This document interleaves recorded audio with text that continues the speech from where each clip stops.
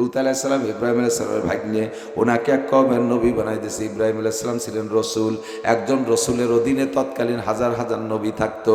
আর ওই সময় নবী কওমে লূতের জন্য লূত আলাইহিস সালাম যাইতেছি তাদের কাছে। ইব্রাহিম আলাইহিস সালাম বলেন, কেন যাবেন তাদের কাছে? কয়, তাদেরকে ধ্বংস করার জন্য যাব। কেন ধ্বংস করবেন? কয়, ধ্বংস করার কারণ হলো তাদের ভিতরে কয়েকটা মারাত্মক ব্যাধি, কওমে লূতের মারাত্মক কয়েকটা ব্যাধি। এক নম্বর ব্যাধি, তারা সমকামী। সমকামী বোঝেন? পুরুষে পুরুষে যৌনাচার করা, নারীতে নারীতে যৌনাচার করা, এটার নাম বলা হয় সমকামী। এইটা তাদের নৈতিক স্বভাব। এর আগে দুনিয়ার কোন মানুষের সমকাম জানতো না। এই কওমে লূত এইটা আবিষ্কার করেছে। লূত আলাইহিস সালামের বংশরা তাদের এই গুনাহ থেকে ফিরানোর জন্য আল্লাহ লূত আলাইহিস সালামকে নবী হিসেবে পাঠিয়েছেন। আমরা যাইতেছি তাদেরকে ধ্বংস করতে। তাদের আর একটা দোষ আছে, তারা পুরুষরা নারীদের মতো কাপড় টাকনু শুয়ে পড়ে। নারীদের মতো পুরুষরা কাপড় টাকনু শুয়ে পড়ার কারণে সুদর্শন হ্যান্ডসাম যুবক যারা, তাদের ভিতরে নারীত্বের একটা রং আসে, তাদের ভিতরে একটা সাজ হয়, তাদের চেহারা ফুটে ওঠে। আর তার কারণে পুরুষরা তাদের উপরে, সেই সমস্ত ইয়ং পুরুষ, কি বলা হয়, অ্যালার্ট পুরুষদের, তাদের অ্যাডাল্ট পুরুষদের উপরে তারা আকৃষ্ট হইয়া তাদের সাথে সমকাম করে। এই জন্য পুরুষরা টাকনু শুয়ে কাপড় পরে। 3 নম্বর, তাদের আর একটা দোষ হলো তারা দাড়ি চাইছা, দাড়ি হওয়ার পরে দাড়িরে চাইছা আমরুদ যুবক সেজে থাকে, যুবক সেজে থাকে। আর দাড়ি চাচার পরে চেহারা মেলি চেহারা হইয়া যায়, তখন পুরুষরা তাদের প্রতি আকৃষ্ট হয়। এই 3টে কারণ তাদের বড় অন্যায়। 1 নম্বরে তারা নিজেরা সমকামী, 2 নম্বরে সমকামিতার দিকে আকৃষ্ট করার জন্য 2টে কাজ করে, টাকনু শুয়ে কাপড় পরে। আর একটা হলো তারা দাড়ি কাইটে আমরুদ সেজে থাকে। 4 নম্বর আর একটা দোষ হলো এই সমস্ত কাজের প্রতি উৎসাহিত করার জন্য তারা গান বাজনা করে, খুব বেশি গান বাজনা করে। এই 4 অপরাধের কারণে আল্লাহ পাক রব্বুল আলামিন আমাদেরকে পাঠিয়েছেন তাদেরকে ধ্বংস করার জন্য। ইব্রাহিম আলাইহিস সালাম বললেন, আমার ভাগ্নে তো নবী, তার পরিবার তো ভালো, তাদেরকেও তুমি এদের সাথে কি ধ্বংস করে দিবা? জিবরাইল কয়, না, তাদেরকে বের করার একটা ব্যবস্থা করব। ও যুবক, আমার দিক খেয়াল করো। আহসানুল ফতোয়ার ভিতরে আমি পেয়েছি, অনেকদিন আগে একবার পেয়েছিলাম, এক জায়গা বয়ান করেছি। কোন জায়গা কোনটা দেখি তো শব্দটা তো হাওলা মনে থাকে না। বয়ানের পরে একদিন একজন আমারে ধরছে, হুজুর আর কোনোটা যেমন তেমন, এই কথার কারণে যে এই শাস্তি, এইটা আমার জানা নাই, কোথায় পাইলেন? আমি সেই থেকে হাওলা খুঁজতেছি, প্রায় 5-7 খান কিতাব কিনছি শুধু এই মশালা খুঁজতে জন্য। আল্লাহর ফজলে এই বছর রমজানের পরে মোতালা করতে করতে সেই জায়গায় আহসানুল ফতোয়ার মধ্যে পেয়ে গেছি। নবী পাক বলেন, কওমে লূতকে আল্লাহ তাআলা যেই 4টে আমলের কারণে তাদেরকে ধ্বংস করেছে, 1 নম্বরে এই 4টে অপরাধ একটার সাথে একটা সমসম, একটাই আর একটারে সহযোগিতা করে।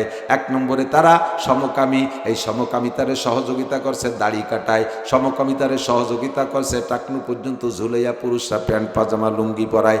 4 নম্বরে সমকামিতাকে সহযোগিতা করছে, উদ্বুদ্ধ করছে গান বাজনায়। এই 4টে গুনাহ সম পরিমাণ অপরাধ।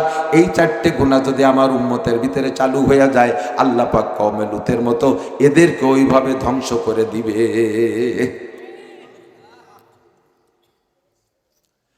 কওমে লূতের কাছে জিবরিল আর মিকাইল আলাইহিস সালাম এই 4 অপরাধ, এই যুবক সাবধান থাক, কাপড় পরবি, টাকনু শুয়ে কাপড় পরবি না। নবী পাক বলেন, মান জাররা ইজারাহু বাতারা লাম ইয়ানজুরিল্লাহু ইলাইহি ইয়াওমাল কিয়ামা। খেয়াল করে না, মান জাররা ইজারাহু বাতারা লাম ইয়ানজুরিল্লাহু ইলাইহি ইয়াওমাল কিয়ামা। যেই ব্যক্তি টাকনু শুয়ে কাপড় পরে পুরুষ হইয়া, কিয়ামতের ময়দানে ওই লোকটা যত বড় অন্যান্য নেক আমল করুক না কেন, আল্লাহ পাক তার দিকে ফিরে তাকাইবে না। আর আল্লাহ যদি কের দিকে ফিরে না তাকায়, ওই লোকটার জান্নাতে যা আদৌ সম্ভব না। কথা বলেন ঠিক কি ঠিক না? অন্য হাদিসের মধ্যে আছে, নবী পাক বলেন, মাস ফালা মিনাল কাবাইন ফাহুয়া ফিন্নার। পুরুষের টাকনুর নিচে যে কাপড় টুক গেল, ওই টাকনুর নিচের কাপড়ের কারণে কাপড় সহ টাকনুর নিচে টুক জাহান্নামে। এবার আপনার বডি থাকবে জান্নাতে, টাকনু থাকবে জাহান্নামে, এমন হয় না?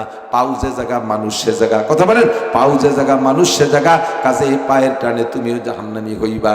আর নারীদের সতর হবে চুলের আগা থেকে পায়ের তালু পর্যন্ত, শরীরের কোনো অংশ কেউরে দেখাইতে পারবে না, না বাস্তব দেখাইতে পারবে, না তার ছায়া ছবি দেখাইতে পারবে, না বাস্তব দেখাইতে পারবে, না তার ছায়া ছবি দেখাইতে পারবে। নারীরা 14 জন পুরুষের সাথে বিবাহ হারাম। এই 14 জনের সামনে শুধু পর্দা ফরজ না।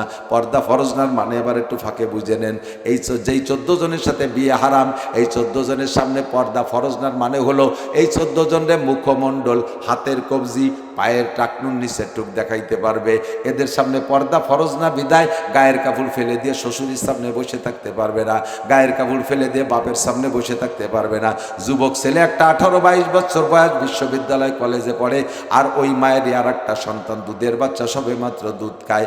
22 বছরে কলেজে পড়া ছেলের সামনে মায়ে গায়ের কাপড় ফেলে দিয়ে সম্পূর্ণ স্তন খোলা অবস্থায় দুধ খাওয়াইলে ওই কলেজে পড়াটা ছেলেটা মায়ের স্তনের দিকে তাকায়, নজর করে, মায়ের স্তনের দিকে তাকায়, আর তাকানোর কারণে ছেলে এবং মায়ের ভিতরে জিনার গুনাহ লেখা হয়। শ্বশুরের সামনে পুত্রবধূ স্তন খুলে দিয়ে বাচ্চারে দুধ খাওয়ায়, আব্বার সামনে স্তন খুলে দিয়ে দুধ খাওয়ায়, ভাইদের সামনে স্তন খুলে দুধ খাওয়ায়, গায়ে মাথায় কাপড় রাখে না। বাড়ির মধ্যে মেয়েরা যখন থাকে শুধু কামিজ আর সেলোয়ার পরা থাকে, মাথায় আর গায়ে ওড়না পরে না। বাপে দেখে, ভাইতে দেখে, ছেলেরা দেখে, এইগুলো সম্পূর্ণ জিনার গুনাহ। এসব জায়গায় আপনাকে পর্দা করা ফরজ, এসব জায়গায় আপনাকে পর্দা করা ফরজ। সাবধান, নারীরা অভাবে পর্দা, পুরুষরা শরীয়তের পোশাকের দিক দিয়ে খেয়াল। টাকনুসিয়ে কাপড় পরবেন না। দাড়ি কাটা সমকাম পরিমাণ গুনাহ, সমকামিতার প্রতি উদ্বুদ্ধ করার কারণে সমকাম পরিমাণ গুনাহ। দাড়ি কাটা, দাড়ি চাষা, গান বাজনা গাওয়া, এই সমস্ত নোংরামি চরিত্রহীনতার প্রতি উৎসাহিত করে, যার কারণে গান বাজনা গাওয়াও সমকাম পরিমাণ গুনাহ। আল্লাহ নবী বলেন, এই 4টে গুনাহ যখন আমার উম্মতের কেউ করবে, আল্লাহ তাআলা তাকে হয় ডাইরেক্ট মাটির নিচে ডাবায় নিয়ে যাবে কওমে লূতের মতো, নইলে তাকে এমন ভাবে রাখবে মানুষের সামনে মুখ দেখাইতে পারবে না। মাটির নিচে ডাবে যার মতো সমাজে থাকলেও মানুষের সামনে মুখ দেখাইতে পারবে না, এমন ভাবে তারা অপমানিত করে রাখবে। এবার জিবরাইল আর মিকাইল দুইজন গেছে লূত আলাইহিস সালামের বাড়ি, ওই চেহারা নিয়ে।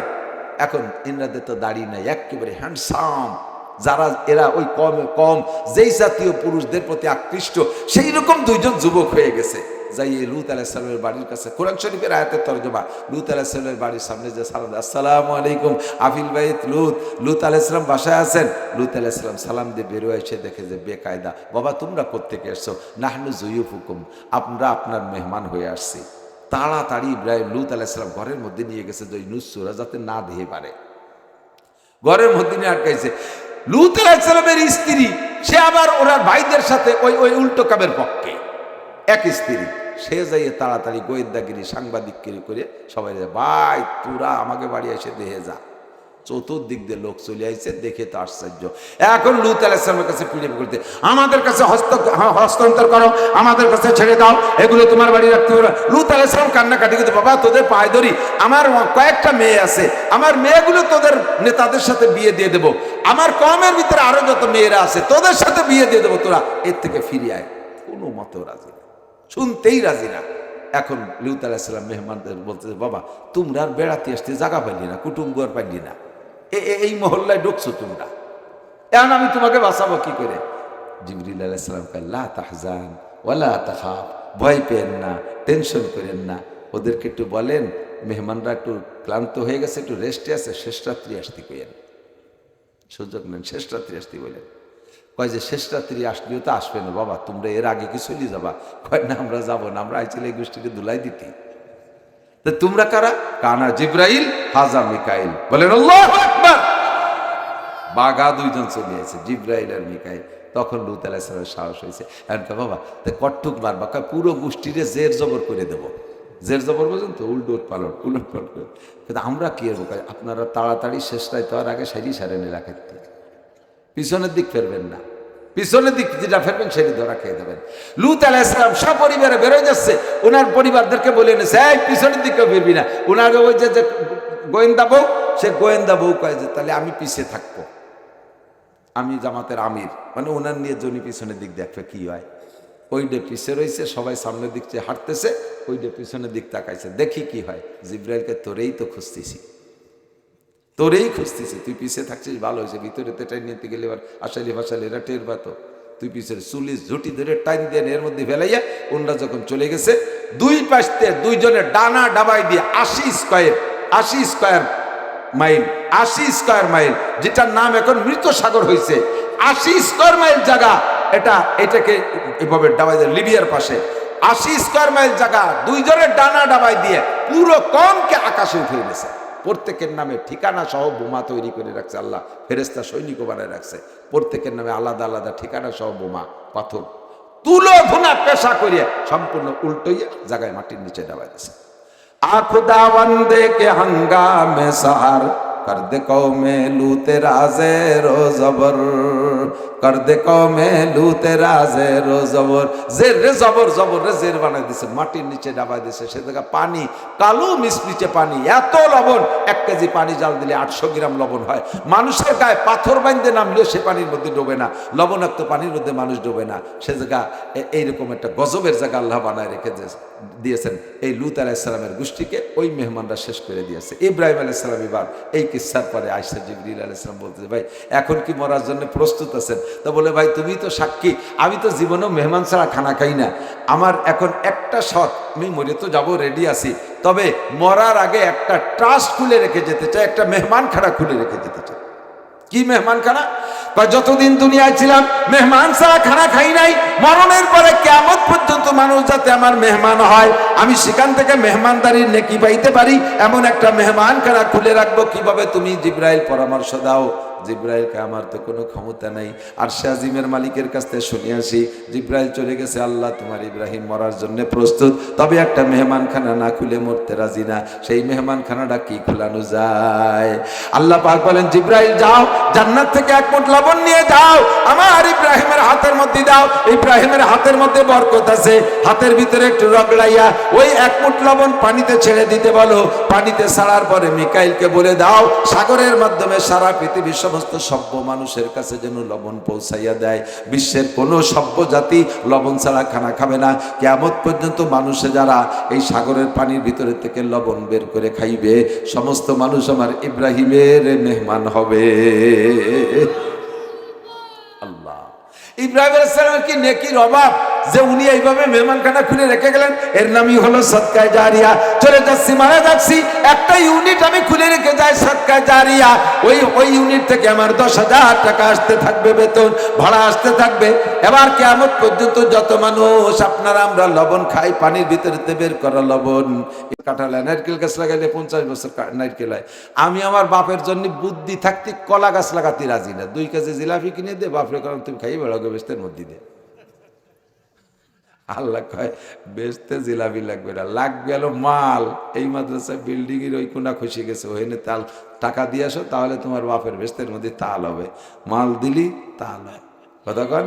আর ওয়ালাদিন সালিহিনে দৌলা, নেক সন্তান রেখে যাবেন। আমার আব্বা মূর্খ মানুষ ছিলেন, কৃষক মানুষ ছিলেন, তবে কোরআন শরীফ পড়তে পারতেন। আমার আব্বাকে আমি জীবনে নামাজ কাজা করতে দেখি নাই আমার বুঝ মতে।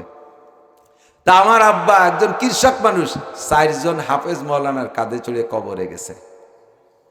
আমরা 4 ভাই হাফেজ মৌলানা, আমরা 4 ভাই কাঁধে করছি। আমি বলছি, আমার ভাগ্নেরাও আলেম, অন্য আরো আছে, নোট, কোনো কথা হবে না।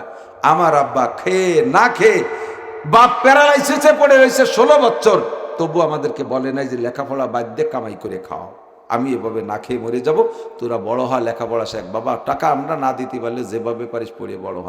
সেই সুযোগ দেশে আজকে দেশ বড় আলেম হয়ে গেছে, আলহামদুলিল্লাহ। সারা দেশে কত সম্মান। আমার বাপের মরা খাট কেউ ধরবি না, আমরা 4 জন মুহাদ্দিস আলেমে কাঁধে করে নেব। আমার আব্বা এই 4 জন আলেমের কাঁধে চলে একজন মূর্খ মানুষ কবরে গেছে। আমার এলাকার একজন মুরব্বী ছিলেন, বড় সম্মানী মানুষ, দরবেশ আলী মুন্সি হাজি। উনি আমারে বলতেছেন, ভাগ্য তো আব্দুল গনি মজুমদারের, আব্বার নাম আব্দুল গনি মজুমদার। কয়, আব্দুল গনিরই ভাগ্য যা আজকে সে 4 জন মুহাদ্দিসের কাঁধে চড়ে মূর্খ মানুষ কবরে গেল। আর আমরা এত লেখাপড়া শিখে কাদের কবরে, কাঁধে চড়ে কবরে যাব। আমার ছেলে দাড়ি নাই, বিড়ি খায়, সুদ খায়, ঘুষ খায়, আমরা তাদের কাঁধে চলে যাব। আপনি এমন 4টে ছেলে রেখে যাওয়ার চেষ্টা করেন, কমপক্ষে যদি একটা হয় সেজন্য আপনার জানাজার ইমামতি করতে পারে। কথা বলেন, আপনার জানাজার ইমামতি যদি আপনার সন্তান করে, ওই জানাজার যে দাম হবে, আপনার জানাজার ইমামতি কাবার ইমাম করলেও সেই দাম হবে না, আব্দুল কাদের জিলানী করলেও হবে না, কোন কেউ করলে আপনার ওই দাম হবে না, আপনার সন্তান জানাজার ইমামতি করলে। কারণ সন্তান যখন বাপের জানাজা সামনে করে দাঁড়ায়, আল্লাহু আকবার করে যে তাকবীর দেয় কান্না কান্না কণ্ঠে, সেই কণ্ঠে আরশে আজিম পর্যন্ত নড়তে তালে থাকে।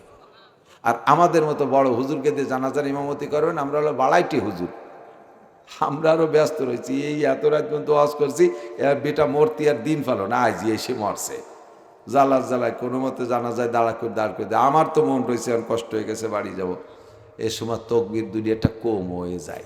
মসজিদের ইমাম সাহেব 3 মাস ছুটি পায় না, আজকে ছুটি কাটাইছে, এর মধ্যে যুবকেরটা এসে কান্দি, হুজুর আজকে বাড়ি যান না, আমার আব্বা মরে গেছে, জানাজা পড়াই দিয়ে যান। হুজুর ব্যাগ বগ রেডি, ওর বাপের জানাজা পড়াতে, রাগে ফত করতেছে। ওদিকে বউ রাস্তায় দাঁড়ায় রয়েছে, সালবে দুটি অর্ধেক পথে এসে রয়েছে, বাপরে আগ হয়ে নেবে। এর মধ্যে বুড়ো মারছে, টাইম মতো জাতি না পারলে মিজাজ খারাপ হয় না। ও ব্যাগ বগ নিয়ে যে জানাজায় দাঁড়াইছে, সামনে দিয়ে এলো বাস লাইন, ওই বাসে উঠে যাবে। জানাজা যখন তকবির 3 দিয়ে হয়েছে, আল্লাহু আকবার, এর মধ্যে একটি রাকে হরেন দিছে, উনি আসসালামু আলাইকুম রহমতুল্লাহ, আসসালামু আলাইকুম। মুসল্লিরা কয় হুজুর তকবির 3 দিয়ে হয়েছে, আবার বাস ছাড়িয়ে দিল, তোর আর একটা দিয়ে নাও। কারণ পরের বাপের জানাজা অনেক তকবির একটাও না, ইমামের কিছু আসে যায় না। কিন্তু নিজের বাপের যদি জানাজা হইতো, সেদিন বিমান ছাড়িয়ে দিল, তকবির কম পড়তো না। কথা কন। এরও প্রমাণ গত বছর আমার মাদ্রাসা শাইখুল হাদিস হযরত মাওলানা আব্দুল মুমিন খান সাহেব উমরায় যাচ্ছে, বাপে বাড়িতে অসুস্থ, বাপ মোটামুটি একটু ভালো হয়েছে, এর মধ্যে আব্বা আমি একটু উমরায় যাই, কাজ যাও। বিমানে উঠে এক পা বিমানে আর এক পা সিঁড়িতে, এর মধ্যে ফোন গেছে, আব্বা খুব খারাপ অবস্থা, ওই বিমানেতে ব্যাক করে চলিয়েছে, যাই নেই উমরায়। এর নাম হলো বাপ, এর নাম হলো সন্তান। আর বাড়াইতে মৌলবী তকবি তোর একটা দিয়ে না, আমার বাস ছেড়ে দিল। তাহলে আপনি এরকম দরদি একটা ইমাম বানাইতে হবে, এর নাম ওলাদিন সালিহিন, নেক সন্তান। পারা যাবে তো ইনশাআল্লাহ। আল্লাহ সকলের ঘরে ঘরে হক্কানি আলেম পয়দা করে দিক, বলেন আমিন। ফাতাবিরু ইয়া উলিল আবসার। যতগুলো কিসসা বলছি, আল্লাহ পাক বলেন এই সমস্ত কিসসা থেকে উপদেশ গ্রহণ করো, এই সমস্ত কিসসা থেকে উপদেশ গ্রহণ করো। ফাতাবিরু ইয়া উলিল আবসার। হুজুর আসছেন নাকি? দোয়া করবেন কে? সুবহানাল্লাহ। হুজুর আপনি করেন, আমার কষ্ট হয়ে গেছে হুজুর। আপনার দোয়া আপনি করলে যে দরদ হবে না, আপনি করলে আমি ওই যে বাড়াইতে মৌলবীর জানাজার মতো গেলে। اللهم صل على محمد وعلى آل سيدنا محمد وبارك وسلم. اللهم صل على محمد وعلى آل سيدنا محمد وبارك وسلم. ربنا ظلمنا أنفسنا وإن لم تغفر لنا وترحمنا لنكونن من الخاسرين. ربنا فاغفر لنا ذنوبنا وكفر عنا سيئاتنا وتوفنا مع الأبرار. মেহেরবান আল্লাহ, আমাদের গুনাহ খাতা মাফ করে দেন। আয় আল্লাহ, পরীক্ষা ছাড়া পাশ করায় দেন। আয় আল্লাহ, বড়দের যেভাবে পরীক্ষা নিয়েছেন, ওই পরীক্ষা আমাকে নিলে আমরা পাশ করতে পারবো না। মেহেরবান আল্লাহ, আমাদেরকে বিনা পরীক্ষায় পাশ করে দেন, বিনা পরীক্ষায় পাশ করায় দেন। আমাদের আব্বা মা, দাদা দাদি, নানা নানি, আত্মীয় স্বজন, পাড়া প্রতিবেশী, বন্ধু বান্ধব, উস্তাদ শাগরেদ, পীর মোর্শেদ, ছাত্র ছাত্র ভাই, কর্মজীবনের বন্ধু সাথী যারা বনে জঙ্গলে কবরে শুয়ে আছে, সকলের গুনাহ মাফ করে দেন, সকলের কবর আযাব মাফ করে দেন। আয় আল্লাহ, এই এলাকার যত মরহুম মুর্দাগান কবরে শায়িত, সবাইকে মাফ করে দেন, সকলের কবরে জান্নাতুল ফেরদাউসে দরজা খুলে দেন। আমরা যারা বেঁচে আছি, আমাদের জান মাল ইজ্জত আবরু হেফাজত করেন। আয় আল্লাহ, ঈমান ও ইসলামের সাথে থাকার তৌফিক দান করেন, সুস্থতার সাথে, ইজ্জতের সাথে, প্রশস্ত হালাল রিজিকের সাথে লম্বা হায়াতে তৈবা দান করেন। আয় মেহেরবান আল্লাহ, আমাদের প্রত্যেকের সন্তানদেরকে নেক সন্তান বানায় দেন। উভয় লাইনে যারা লেখাপড়া করছে, মেধা শক্তি বাড়ায় দেন। সবাইকে উচ্চ শিক্ষায় শিক্ষিত করে দেন। জেনারেল শিক্ষায় যারা উচ্চ শিক্ষিত হচ্ছে, তাদের কর্মসংস্থান ভালো ব্যবস্থা করে দিয়েন। তাদের এই জেনারেল যোগ্যতাকে দিনের কাজে ব্যবহার করার তৌফিক দান করেন। মাদ্রাসায় যারা পড়তেছে, আল্লাহ এদেরকে হক্কানি হাফেজ, আলেম বা আমল বানায় দিয়েন। আয় আল্লাহ, লেখাপড়া শেখে এদেরকে, শেষে এদেরকে হালাল রুজির প্রশস্ত ব্যবস্থা